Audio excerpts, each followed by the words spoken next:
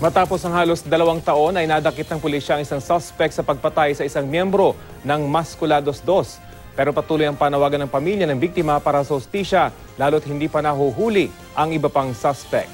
Balitang hatid ni Cesar Apolinario.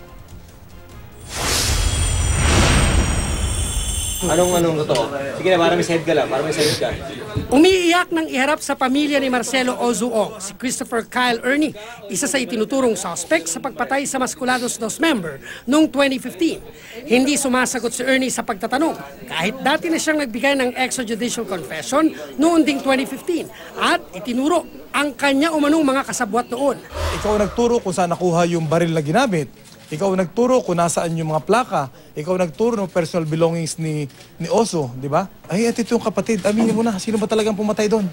Nagtaguraw si Ernie matapos siyang inguso ang mga kasamahan at nadakip noong Biyernes sa Fairview matapos makatanggap ng tip ang pulis na doon siya naglalagi.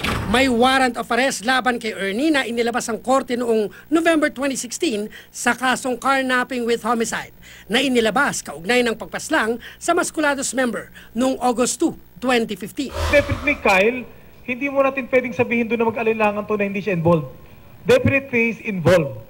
Ang tanong na lang dyan is, siya ba yung gunman? Isang Jaime Ilano alias Toto Laki ang itinuro ni Ernie na gunman sa pagpaslang kay Ong. Idinawit din ng isang Paulo Hernandez. Isinasangkot din si Ernie sa pagpatay sa sima na si Ernest John Agbayani noong ding 2015. Na-recover kay Ernie ang Subaru na pag-aari ng napaslang na seaman.